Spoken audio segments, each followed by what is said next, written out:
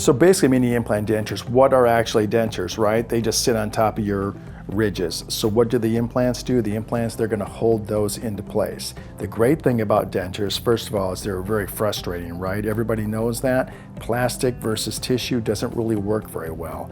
And so when you get implants involved, implants are gonna keep it stable and keep it from moving side to side.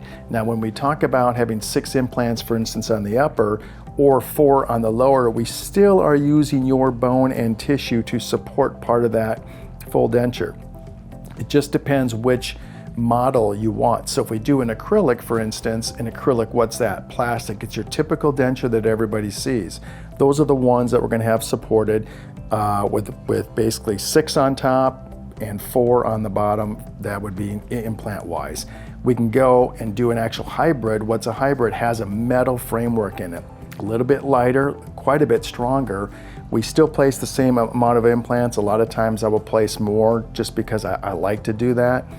And that is a great situation. And then of course we have what are called hybrids, which take basically 10 to 12 implants and replace the whole denture process to begin with and give you back your actual teeth.